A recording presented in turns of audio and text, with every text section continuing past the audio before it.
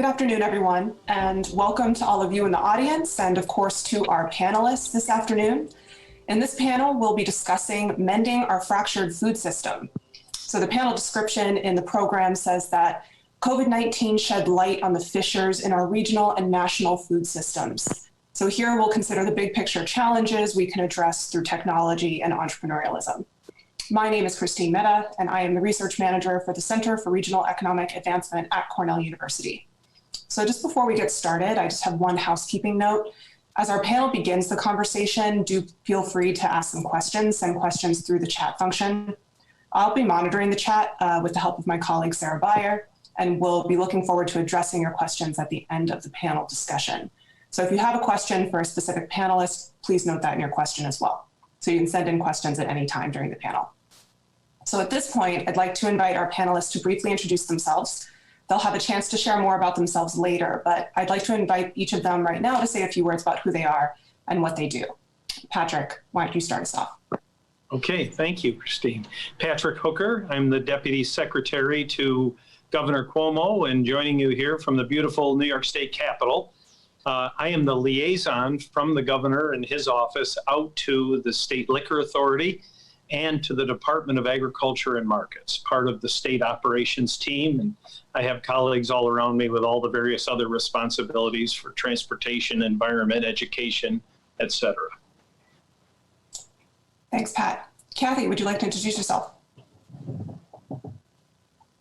Good afternoon, everyone. My name is Cathy, and I'm with Wegmans Food Markets, of course, based out of Rochester, New York. And I'm the vice president of our specialty cheese, Deli, and cheese caves. I've been at Wegmans for 27 years and have worked both in store operations as well as at corporate, but I've been working with our cheese departments for about 17 years and with our delis for about 10. So in all of those years, this has been the most interesting time, I can assure you of that. So looking forward to the panel today. Thank you. Great, thanks, Cathy. Erin, over to you. Good afternoon. My name is Erin Luxinger Hull, and I am the owner and operator of an all-natural beef farm called Lucky 13 Beef. We have a herd of about 50 cows, so we're right at about the New York State average for herd size, maybe a little bit larger. We're located just south of Syracuse, New York. I'm a fourth generational farmer within Onondaga County. And we raise, as I said, all natural beef and also pasture raised lamb, and we sell direct to the consumer, so truly pasture to plate. Thanks, Erin. Dan, last but not least. Thanks, Christine. I'm Daniel Cross. I'm the managing director of Love Beets. We're based here in Rochester, New York, where we're making everybody's favorite vegetable, beets, cooking them up so that you can find them tasty and delicious in your favorite grocery store. I've been involved in fresh food and agriculture for 22 years in Europe, and then been over here for 3 years running the business here. Great, thanks, Dan. Well, I'm really excited for this conversation. But before we dive into the first question for the panel, I did want to share a few points just to frame the conversation. For the past few months, I've been leading an initiative on the behalf of Grow New York and the Center for Excellence for Food and Ag at Cornell to analyze food systems in New York State and potentially provide a roadmap for entrepreneurs and innovators that are looking to innovate in the agricultural and food-related industries. So we've interviewed 70 stakeholders so far in the industry, including some farmers, manufacturers, retailers, to understand where the opportunities might lie. And there are a few key trends that I thought would be relevant for this panel that we're observing. Following national trends, New York State, this will be no surprise to anybody, is continuing to consolidate. Only the very largest farms and very smallest farms increased in number over the past decade, but farms in general declined overall. So only farms that are between 1 and 9 acres and over 2,000 acres increased. This trend is particularly important as we think about the fractures in our food system, because even though farms have continued to consolidate and there are fewer farms overall, productivity is increasing faster and faster all the time. Our food system is more efficient than ever before, but it's also more vulnerable as it consolidates and seeks to increase economies of scale. The coronavirus pandemic has shown us those vulnerabilities, and this is why we're having this conversation today. Meat production, for example, is commonly cited. It's now so highly centralized that the closure of a few plants in states like Iowa and Pennsylvania and South Dakota emptied out pork aisles in supermarkets thousands of miles away, including here in New York State. So some farmers are reporting to us that temporarily empty grocery store shelves caused an abrupt shift in food purchasing, and some farmers and smaller distributors have seen a dramatic increase in direct consumer sales, with some indication that some of that new demand is actually here to stay. But behind the changes caused by the pandemic that we also want to address are the continuing structural challenges that are faced by farmers and manufacturers in New York State. Challenges that are universal for farmers in some cases across the United States, such as rising production costs, flat commodity prices, and climate change. So the key challenges, just in summary, that farmers and manufacturers are reporting to us so far are, one, like I said, rising production expenses for farmers and manufacturers in New York State, including for skilled and unskilled labor. This is pushing interest in mechanization and robotics, particularly for larger farms and manufacturing facilities. However, small farms are worried that they're going to get left behind as they struggle to afford new equipment and technology. Number two, consumer demand for organic foods continues to be strong, and it's incentivizing more and more farmers in New York State to grow organically for at least some of their acreage. The 2019 Organic Farmer Survey from the USDA came out just a few weeks ago in October, and it showed a 22% increase in organic farmland in New York State from 2016 to 2019 alone. New York State ranks third in the United States for both the number of organic certified farms as well as farmland, organic farmland, and then it's seventh in total organic sales. So due to the pandemic, farmers are reporting a significant rise in direct-to-consumer sales for small to mid-sized farms and distributors, which has resulted in better profits and a boom to business. But it also presents new kinds of challenges, they're reporting, in managing customer relationships, keeping track of inventory, reaching customers, and filling orders. And then finally, another key trend that I thought would be relevant to discuss is some farmers are reporting significant increases to weather volatility due to climate change, which is injecting some new uncertainty into the growing season for most farmers in New York State. So at this point, I'd like to begin by asking each of our panelists in turn how they saw COVID-19 affecting their businesses or the food industry as a whole, and what they're seeing as they look forward into 2021. So I'm going to start off by asking Patrick, why don't you go first, since you have some state level visibility on agriculture? What did you observe to be the food system impacts, either positive or negative, with the onset of the crisis in March?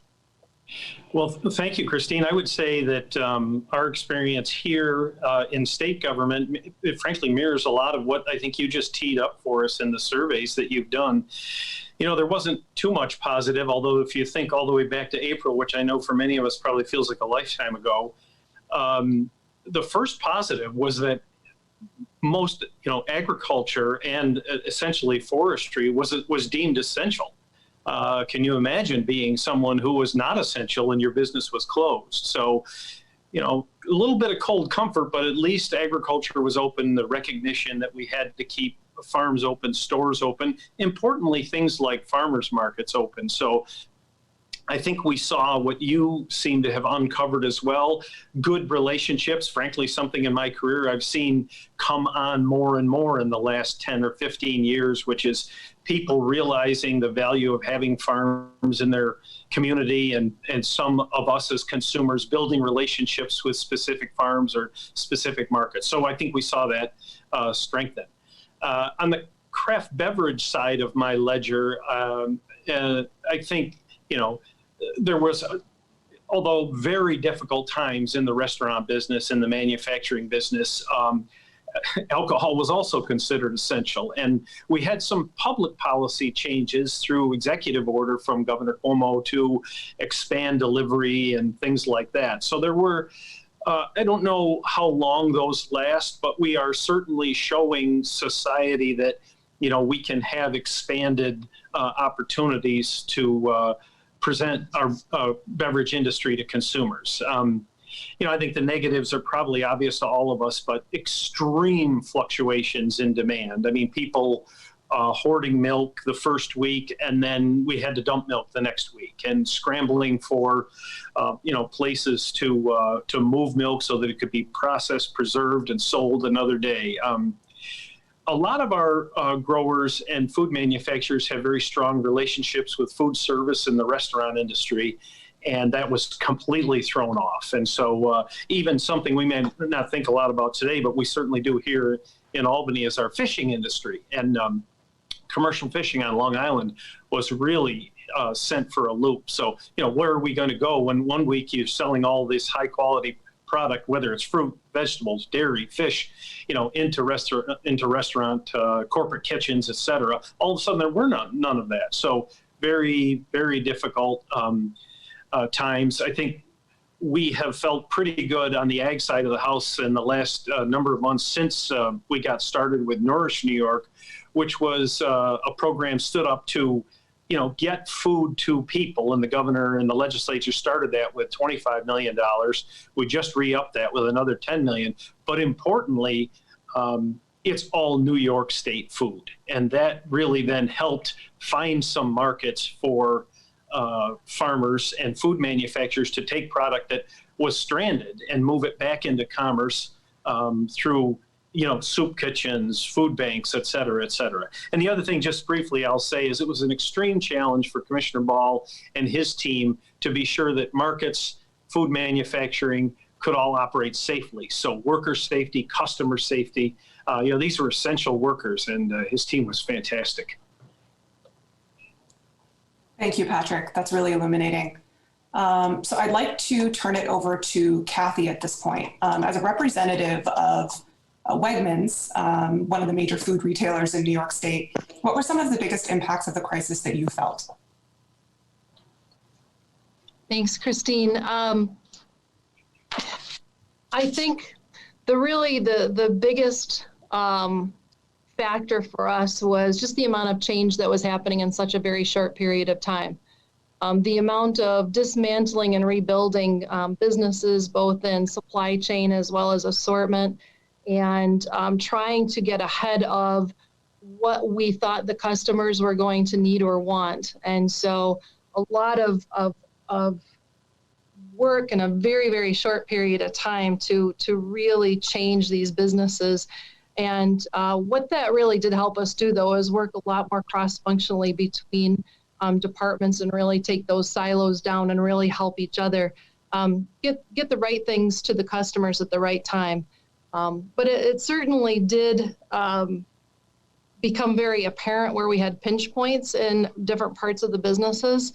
And, in addition to supply chain, just the processing of food was a huge issue because of the safety measures that were being put into place and the distancing that folks had to have, the employees had to have.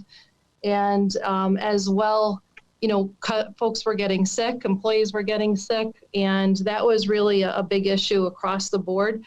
So it really did identify those pinch points, and processing was a really big deal for us, not only, moving it from, whether it was meat or any of the other areas, but even further processing when you're talking about sliced or packaged or any types of products that get further processed. So we really just had to rethink how we were bringing products to market. And the food service business really helped us do that in many ways. Some of the products that maybe were available in the marketplace, we were able to transition into retail ready in a very short period of time. So those were some of the biggest things on the product side. We also became very laser focused on areas of our company where we could make improvements.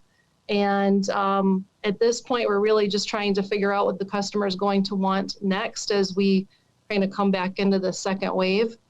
The biggest thing that we worked on, though, and made sure, absolutely sure, was that our people were safe. And that was our biggest concern, and making sure, of course, customers, but it was really about making sure our employees felt comfortable. They were on the front lines, and early on, you just didn't know what was going to happen. And so we really needed to be sure that we were taking every single employee. We have over 50,000 employees. And how do you make sure that those folks feel comfortable? And we spent a lot of time very, very quickly putting things in place in our stores so employees felt comfortable and customers felt comfortable. And then, of course, backtrack that into our distribution centers and our manufacturing centers as well. So it was really about our people and making sure they felt comfortable. And we learned a lot along the way. And I think that relationships were a huge part, not only intercompany relationships, but our employees, just amazing what they did to help each other. They really listened to each other to make sure that they were answering questions and helping them along the way. And it was just really a really interesting and, of course, unprecedented time, right? The word of the year. So we are very happy as to where we are at the moment based on where we were and all that we saw. So we thank our people and our relationships, both with our employees and our suppliers. The suppliers have been just fantastic. We've had long-standing relationships with them, and they really pulled through for us when we needed them most. So that's it. Thank you. Thanks, Cathy. I'm actually going to throw out just a very quick follow-up question to something that you said.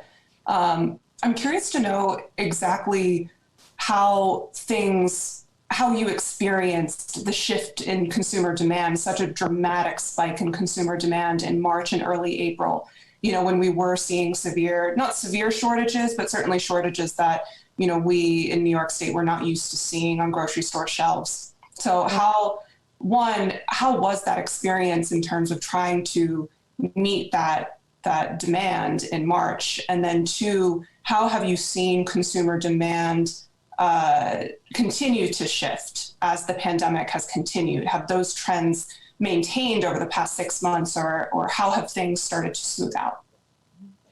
Well, I think it's just been very frustrating not to be able to deliver on excellent service that we are very used to providing. And, we have a theme here at Wegmans: good people working together can accomplish anything they set out to do.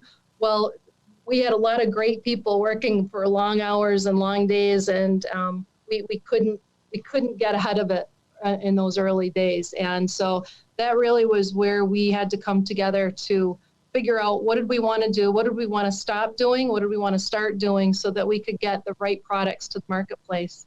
So I feel like we got caught up in most areas. Of course, there were some that we still aren't caught up, and it started over again. But one of the biggest frustrations, I think, for me personally, is when I hear the media talking about this coming, and you better stock up, and stores are going to be short on product. And so they create this fear with the consumer.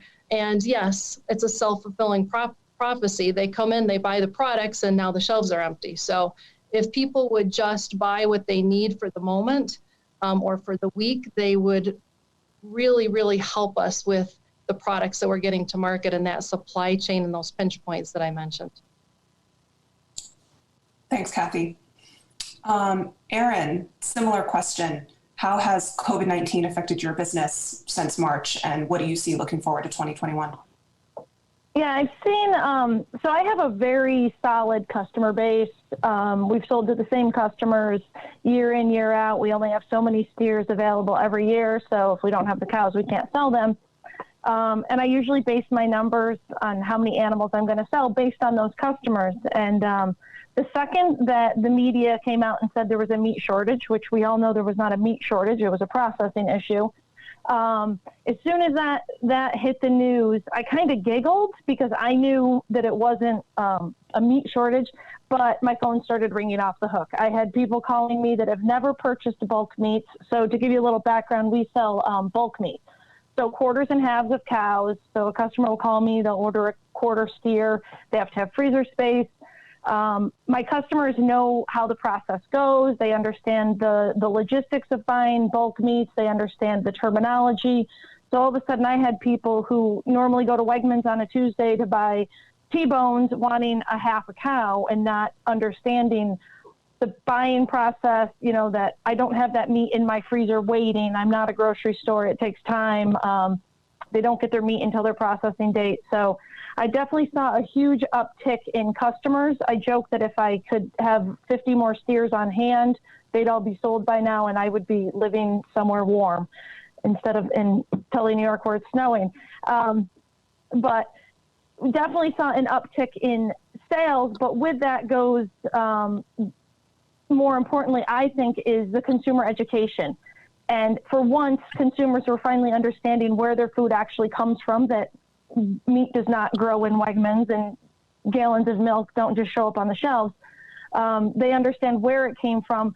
But for me, as a bulk seller, I needed to educate those buyers on terminology, hanging weight versus take-home weights, you know, how the meat's going to be packaged, what cuts they're going to get. So there was more of an education aspect on my end, which I don't mind at all because my passion is consumer education and advocating.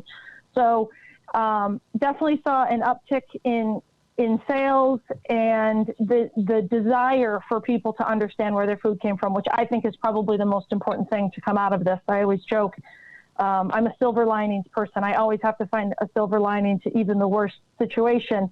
And COVID definitely, the silver lining for me was that general consumers all of a sudden wanted to know how their foods were being raised, where their foods were being raised, and what it took to raise that food. Which is super important, and why things are priced the way they are. So there's my silver lining, but definitely an uptick in overall sales. Great, thank you, Erin. Dan, same question.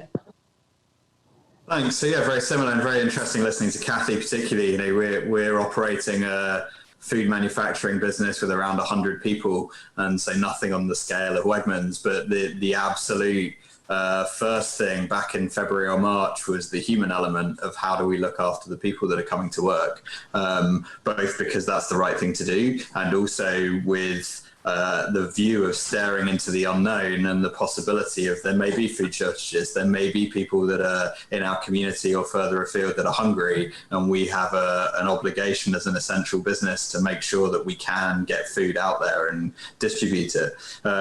So I think the people element was the first. We then saw, very similar to the other points just made by Erin as well, we then saw a massive shift in demand. So for us, it started with our club business, so Costco, BJ's, those kind of people, their orders went absolutely wild. You just could not keep up as they were clearing the shelves and we were desperately trying to replenish them. And so a massive spike cleared out all of our stock. We had to work a lot of extra hours. We were extending to working weekends and trying to put up shields, segregate people, move people into team bubbles, so no one was in contact with more than 2 other people. And the factory with 100 people typically working 2 40-hour shifts, and suddenly you're working 60-hour shifts, and you may have interacted with 20 or 30 people a day, and now you can only interact with 2, and all of those kind of things coming into play. So a significant amount of disruption really around that first bit.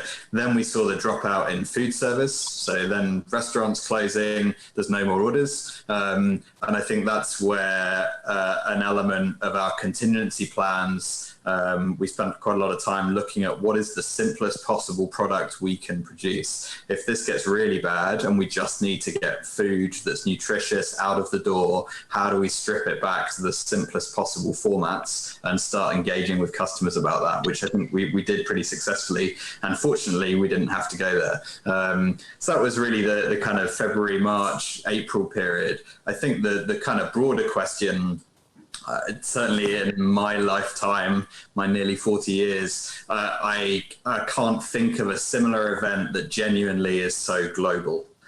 So this has reached everywhere. Everywhere where there's people, there is an impact of COVID.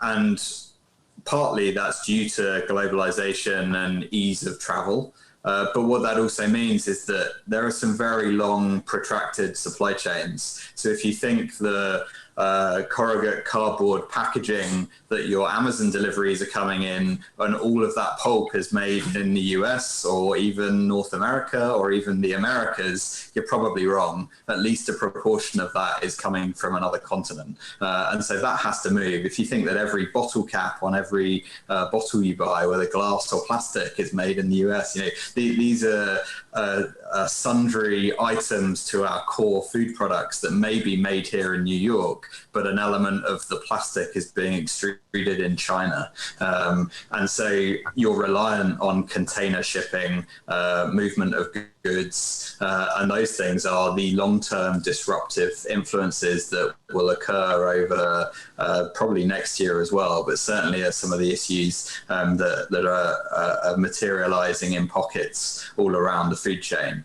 We're going for the economies of scale that bring some of the best prices in the world, also means you have some very long and complex supply chains that are very easily disrupted by anything that affects a large number of people. And this is probably the most significant event, certainly in 100 years, to affect this number of people. So it's going to be disruptive. Great. Thank you, Dan. So we've already got some questions rolling in from the audience. I am going to throw out a question of my own first based on what we've been hearing, but please, people in the audience, keep the questions coming. We'll be turning to those in a minute. So a common theme that I feel like I heard from all of the panelists was issues around processing and capacity in terms of long-term trends, in terms of things that really impacted the ability to cope with the pandemic. But I also want to press a little bit on sourcing agricultural inputs in the supply chain that we've been talking about, because as Dan said at the end of his comment, there are going to be long-term ramifications. This has been such a significant event in all of our lives, and obviously we're talking about the agricultural and food production chain here. But I want to talk a little bit about agricultural inputs from a perspective of opportunities in New York State, since this is the Grow New York panel. We're talking about regional food systems, opportunities for the food system in New York State. But the pandemic is most likely not going to be the last crisis that puts pressure on our food system. There's increasing natural disasters out west. There is, like we've talked about, consolidation in processing and sourcing. So as we look at pressures of climate change, pressures of increasing natural disasters and weather volatility out west, where there's so much agricultural production, where do some of the opportunities lie for New York State from the perspective of a food manufacturer, Dan and Cathy, as well as food retailer Cathy, as well as farmers, Erin, who are operating in New York State. So I'll throw this out to anyone who wants to jump in from the panel.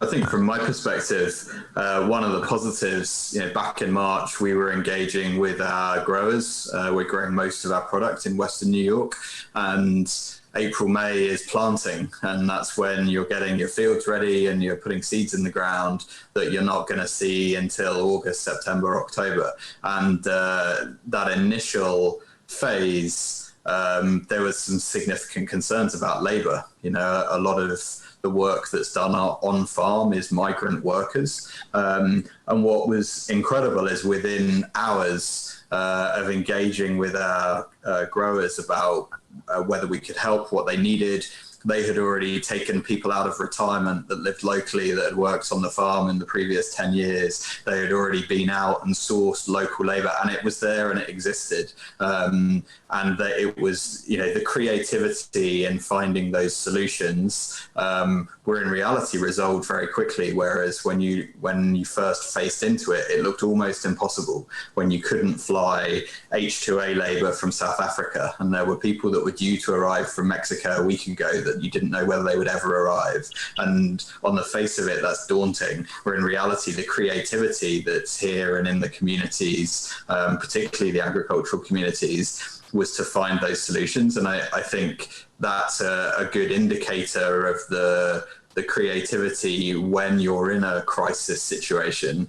What I hope is that we can utilize more of that creativity going forward, having learned from this, and also use some of the local institutions like Cornell and RIT to help really propel that forward now and look at what do we do differently on a small farming basis and on a larger farming basis to particularly introduce technology and use different skills so that maybe people can be driving remote tractors or whatever it is in the future, but hopefully using that creativity to make a big step forward now and plan out some of those key initiatives that can make a difference.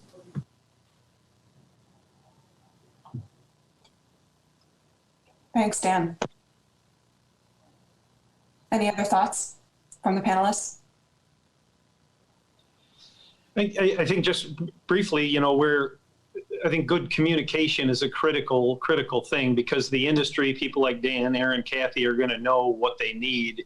And we're trying to be as responsive as we can, whether that is additional food safety training, whether that is working with our congressional delegation to expedite visas, you know, presenting cost share as needed. I mentioned Nourish New York earlier, filled a bit of a gap, but yeah, I think just keep it coming to us so that we can, you know, I'm still in full COVID mode here, but, you know, what do we need to do to keep the wheels of agriculture and our food systems turning? And public policy can be helpful or harmful. Great. Thanks, Pat. And I'll come back to a follow-up question about that. But there is a related question actually from a member of the audience that I think is relevant here. So in terms of supply chain disruption, one defense is redundancy, but that comes with increased costs. Do you think consumers, producers, and retailers are willing to bear that cost in the return for more reliable systems? No. Erin, what do you think? You talked a little bit about, you know, for the consumer. Yeah, this is a tough one because as a whole, Americans are really used to cheap food. I mean, you compare our food costs to anywhere throughout the world and we eat cheap food. Even our most expensive food is cheap.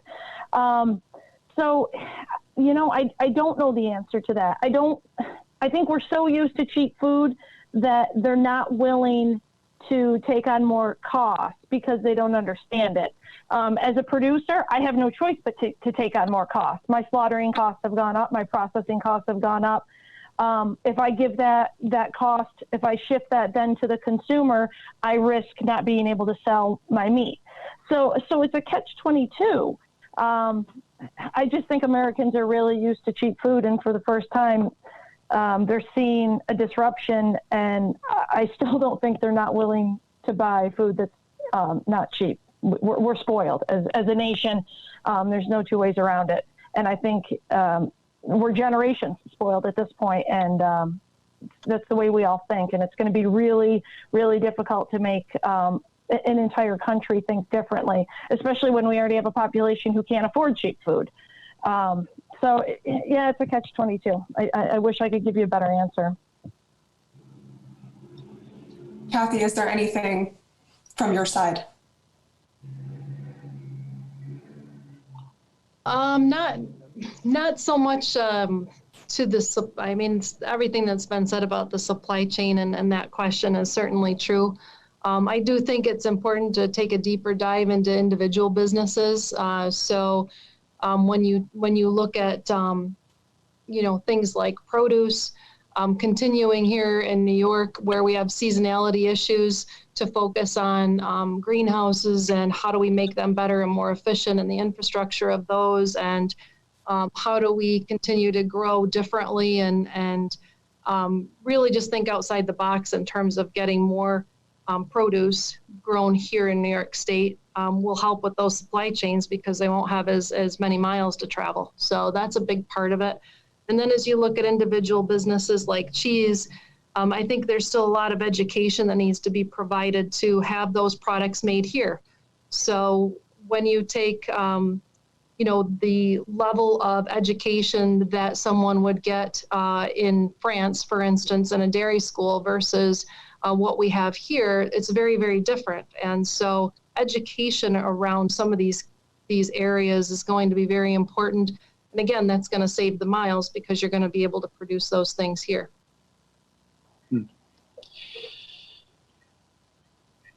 Christine, from my seat here, one of the concerns that the governor has had is, you know, the reliability of the supplies that we need.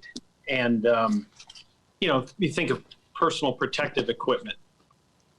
And, you know, should that all be made in foreign countries? And his answer seems to be no to that. And so I think it's fair for us to all start the conversation. I don't know that it's the cost of that it is certainly borne on all of us as New Yorkers, but it may be, a public cost. We may need to create, incentivize, more food manufacturing here, as several people have mentioned. It may mean we need to do better on storage. It may mean that we need to see how can we use certain products, how can we create more shelf-stable products that could then be stored and be surged as needed, whether that's a crazy weather event, whether that's a pandemic, or whether it's just a significant long-term downturn in the economy. So I think it's a discussion that we certainly will have in Albany, and that I know all of us here would welcome input from organizations and individuals about that. But I see real parallels between the discussion about PPE and our food system. Interesting, specifically the point about redundancy or building latent capacity, which I think is never the answer, and people aren't willing to pay for expansive capacity that's never used. That's just something that's not practical in the food chain. Totally agree with Cathy in terms of it's about being different. And so if you can be bringing product from California and there's a higher capital cost to grow it in a greenhouse in New York, but your end product is competitive, you maintain that position of lower cost food compared to the alternative, which is being trucked a long way from California. I think that's where it isn't about redundancy or building latent capacity, but it is about doing more locally, and where that's applicable, doing that locally and competitively with whatever the alternative is. Great. I think this is a really robust conversation. Just related to this, just kind of pinpoint a little bit more about the cost of production and food and a diversified system. One of the questions that I wanted to follow up with you, Pat, on was kind of around labor and environmental standards in agriculture. We know that New York State is a leader. This does result in some higher costs of production to a certain extent. But the obvious benefits are that the state does encourage fair compensation for labor, and it encourages environmental protection.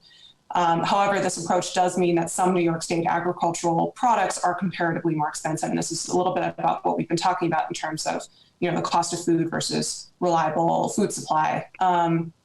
So what specifically do you think are some incentives that could balance the economic interests of farmers, encourage major retailers and businesses of all sizes to buy New York State agriculture, and also balance this food security question for low-income New Yorkers? Well, if we have 2 hours, we could really get into that. But yeah, I decided to throw you an easy question. So let me stay at a high level. I think one of the things I've always loved about my 30-some years here in Albany is, and being a New Yorker through and through, is we have a huge, diverse consuming public that many places don't have. We have the opportunity to produce at scale, and we are many of our growers and producers are competitive worldwide, and they have done that through benchmarking and labor savings and efficiency and technology, and we could talk more about that. I'm seeing some things on the horizon. So I think, and we have to recognize that although food is my hobby, that's not the case with a lot of people. A lot of people have to put in that day, and their hobby is curling or whatever it is, but they just need good, nutritious food, and they got to move on with their life. And we have other people who are committed to ethnic foods. We have people who are committed and limited through religious preferences and cultural preferences. And so the opportunities for our producers have always been there in finding certain markets to do that. And I think, so for some of our producers who are not going to have all the technology or all the efficiency or whatever, they're going to have the relationships like Erin has described. And that's what's really going to be important. My wife and I have a small operation as well, and it's what I hear Erin say is what we do as well. Part-time, obviously, but it's all about relationships and having people who see food as a really important part of their whole life, engaging with farmers individually, going to those farmers markets and so on. I think the state has a role to play, and clearly the legislature and the governor have done that. You know, when we say we want to be an environmental leader, we create things like the Environmental Protection Fund. We preserve farmland.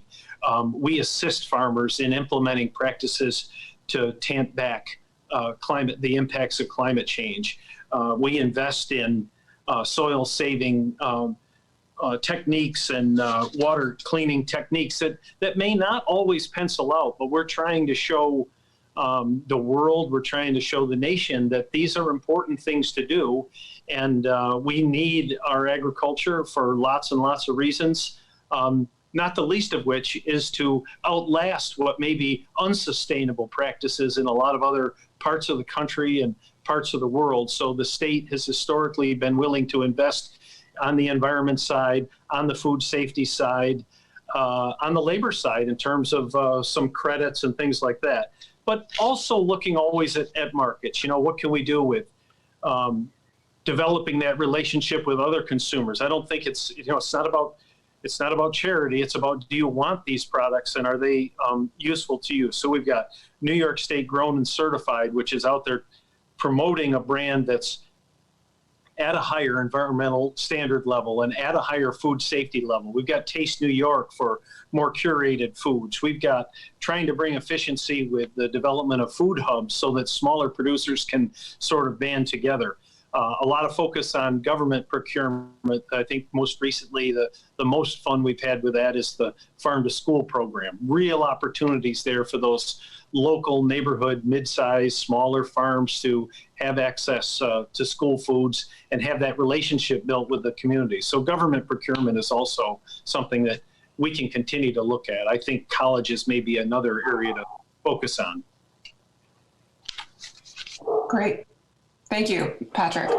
So there's two related questions from the audience that are directed at the other three panelists, Cathy, Dan, and Erin. And it's focused on food processing. So part one, to a large extent, food processing is consolidated to significant economies of scale. Do you see any opportunities to reduce the consolidation of processing? And then how do we become more flexible with processing? For example, for the dairy market to shift from milk boxes for schools, packaging for households. I think if we do, if we reduce the consolidation of processing, food prices are going to go up. I mean, it's just the cost to have more processors, and the reason we are at the point we are is because of economies of scale. And I think if we were to reduce the consolidation, food prices are going to go up. And is it a good long-term solution? I don't know. But I don't see any solution without food prices going up. Right. I think education around all of things that we've talked about is really important for the consumers as well, and helping them understand what does it take to process different products, and what does it cost, having the stories about the farmers and everything that they're going through. I grew up on a dairy farm in Western New York here, and it's not easy. And I think the appreciation level that folks need to have with farming and agriculture overall, and the education of what it takes and what impacts it has over time. I mean, if you're having a season where weather prohibits harvesting, and you're not going to see that cost increase until months down the road, customers forget about that. So I think educating people around what it takes and how much things do cost, and the processing piece, helping them understand and teaching them a little bit more too about how to maybe process some of their own foods. Of course, we've seen a big surge in people baking and cooking since all of this happened. Also a big surge in people canning and doing a lot of that they hadn't done in the past. So I think education overall is going to help people understand the importance of food and the cost of the food, and maybe some different ways of how they can do things to help with some of that processing.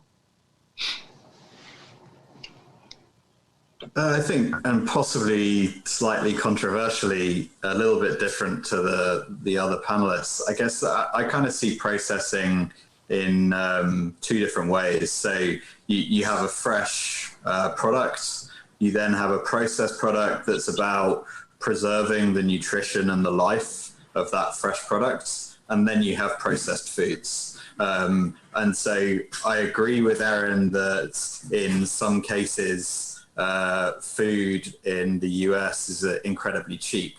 I think if you go to Taco Bell and you look at dollars per calorie, it's the cheapest food in the world. But if you want to go and look at something that's nutrient dense, that's being sold in a fresh format, you might find that actually, particularly the more you go up into organic, non-GMO, and all the certifications that go with it, there's a huge amount of additional cost that potentially is being added just talking about the provenance of food, because there is a lot of food that doesn't follow those good practices, that is either coming in from other countries or is being produced a long way from here. And so New York Grown and Certified, for example, is a brilliant, fantastic scheme that has really high quality standards. Do consumers understand that, and do they value it enough to pay for it? That's a totally different debate, and we could talk about that for hours another day, I'm sure. But those kind of things about how do you set a standard of food where high quality nutritious food is affordable for the mainstream, for the most possible people,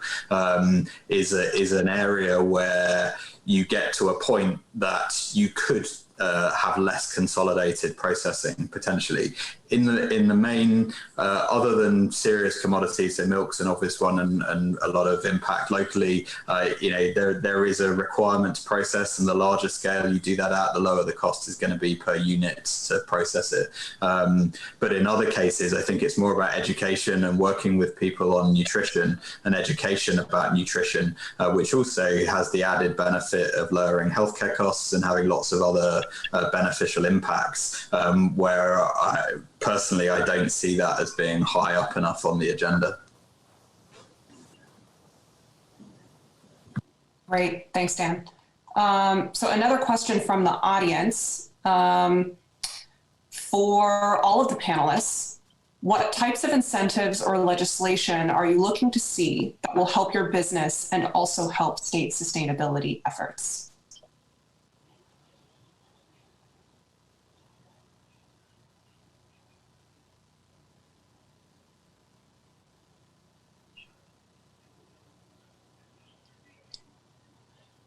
Well, I was actually, as the government guy here, I was actually waiting with my pen up to see what I should be writing down, what the industry folks want us to do. But I think some of the things that I mentioned a few minutes ago are areas that we've gotten input on in terms of, government procurement, farm to school, those kinds of things, in terms of marketing opportunities. I don't think, we haven't talked an awful lot about it, but also on the budgeting side of government, I think, research is going to be critical. We've talked around the edges that as a leading state and as a compassionate state, we're not always the lowest cost producers, but I think that a lot of that is solved through the use of technology. I was in an amazingly high-tech greenhouse recently. Excellent jobs there. Not many because of the technology being used. Think about robotic milkers, think about, things like that. And so I think it's also one of the things we're trying to do is also find those opportunities to put some state dollars in and leverage private sector, federal, whatever, to try to move progress forward. Because I think some of the answer here in a significant way, and as we think about Grow New York overall, is what do we invest in so that we can take all these externalities that are coming at the industry and keep it profitable. And I think investment in really smart consumer accepted research is going to be a key part of it. But I would love to hear what others think. I think that's really interesting, Pat. Partly, I've been here for just over 3 years, and what I was more used to in Europe was a lot more collaboration of public and private money. It feels to me that there's much more reliance or expectation on private money here to lead, and then maybe try to obtain a small amount of public funding. Whereas in the UK, in Spain, in the Czech Republic, where I've been involved in similar kind of operations, it often is actually public-led and then a collaboration of private companies, which really helps when you're looking at smaller growers or smaller processors or farms, where you can get together 4 or 5 into a co-op because they know that they can work together to really do some good work. And I do think when it comes to research and development, when you talk about digital farming, robotics, all of those kind of things, you bringing some of those small people together in a non-threatening way is really, really important and incredibly difficult to do without it being more publicly led. I'm going to come at this from a different angle, and I think we need more money spent on agriculture education to the consumer, and I think that starts with youth. There's not many schools left in New York State with an agriculture program left. Kids can graduate school and not understand that where a gallon of milk starts. And I think for our consumers in the state to understand and appreciate the farming community, I think we need to start educating. Personally, I think it starts at the youth. So that we can get them to understand and appreciate us as farmers and what we do, and that we're not, here to ruin the world. But I definitely think we need more consumer education.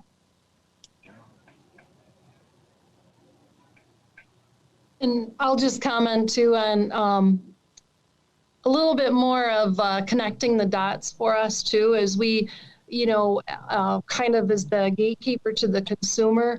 What are consumers looking for? What do we think they're going to be looking for? And then how do we work, upstream there to be sure that we're doing the right research on the right things and funneling money to the right programs to make sure that we accomplish the end goal and getting the customers what they're looking for. And I think the education piece is huge, but I also think connecting the dots with all the way down through to the consumer and then back up upstream to the research and the development of not only the foods and the products, but the packaging that those products come in is very important. So it looks like we have about 2 minutes left. Are there any other questions that the audience would like to throw out there that we haven't covered? I'm watching my chat carefully. In the meantime, are there any closing remarks that any of the panelists would like to throw out there? We've covered a lot in this conversation between redundancy in the food supply chain and its relationship to food costs, economics of farming, weather and climate change, the needs of the various actors along the food production and supply chain. Is there anything that any of the panelists would like to throw out there as a closing remark that we did not touch on? Christine, one thing I think it's easy to focus on, things that aren't positive. We've all gone through a number of months that haven't been positive, but let's remember that when you zoom out and look at from outer space down at this country and this world, New York State is one of those areas that is a naturally sustaining, producing area, high quality soils, lots of water. And then obviously we've got a great infrastructure. We've got a huge amount of consumers within about a 6-hour, 8-hour drive, whatever concentric circle you want to apply to that. And so we've got wonderful institutions like Cornell University, Cornell Agritech. We have a goodwill and good communication among everybody. We have this wide range of consumers I spoke about before. So I think the sky is the limit. We all ought to be very wary about bringing our food in from a very long way away. We ought to be worried about climate change and just the scenes of fires burning through California just ought to give us all pause and say, what do we need to do? What do we want to be when we grow up here? And what policy changes do we need, or what collaborations do we need? Because we're starting from a super place here in New York. Thank you so much for that comment, Pat. I have just gotten a note that we need to wrap up, but let's have a big round of virtual applause for the panelists. Thanks to all of you for such a robust conversation. This has been a real pleasure for me, and I know I've learned a lot. So I hope all of you in the audience also enjoyed the panel. Stick around. Next up, we'll be seeing 4 teams innovating in food, drink, and supply chain technology, pitched to win $1 million.